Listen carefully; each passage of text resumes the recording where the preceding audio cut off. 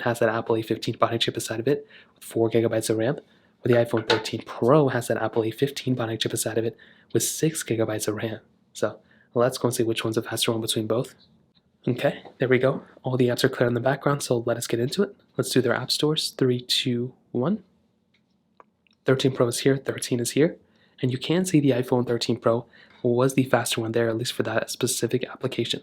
Let's go and swipe down a little bit. And then what I want to do is when they're on the same spot, I want to go and click on the top right, 3, 2, 1. And they kind of got up at around the same time. Let's go and click on the next section. Let's see which one is faster here. 13 may have been faster there. Let's go and click into this one. They're connected to the same Wi-Fi, and the 13 Pro was the faster one there. So a little bit of overlap. Let's go and get into their cameras. 3, 2, 1. Okay, let's go and take a photo. 3, 2, 1. And this one was on the macro mode, this one was not, so a little bit of a difference there. Swapping out, it did seem like to me that the iPhone 13 Pro was slightly glitchier there. Now we do have some games that we can kind of play that are overlapping. We have Subway Surfers. 3, 2, 1.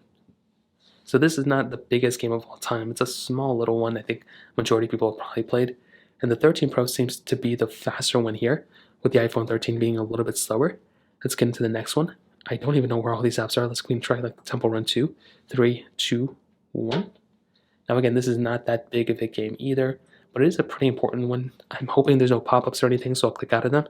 And there were no pop-ups. And we can see again the 13 Pro is the faster one here, which again, I'm expecting the 13 Pro to be the fast one every single time because it is, technically speaking, a faster phone and it does have more RAM there as well. Now you can see here, scrolling through, I mean, the 13 did look like it glitched a little bit, but it really wasn't that big of a deal.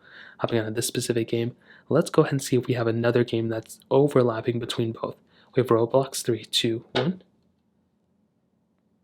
And this one was, I mean, they both were on 2 different panels, so we'll just kind of let that one go as well. We have Clash of Clans on both. 3, 2, 1. Now this game may need an update as well. The 13 got into that load screen a little bit faster. However, they both restarted.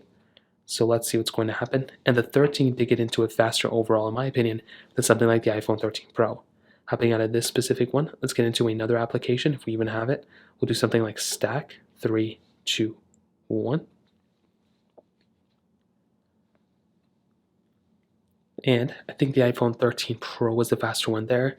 We can try something like Netflix. 3, 2, 1. Again, the 13 Pro is the faster one, and we'll end it off with one more. Let's do Quizlet. 3, 2, 1. And basically almost the same thing. So when it comes down to it, I think both phones did a pretty good job. I think, though, when it's kind of all said and done, the iPhone 13 Pro, again, is probably going to be the faster one almost every single time.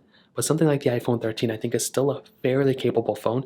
But again, the iPhone, both these phones are very, very powerful. What am I talking about? The 13 Pro is just a little bit more powerful when it comes down to it. So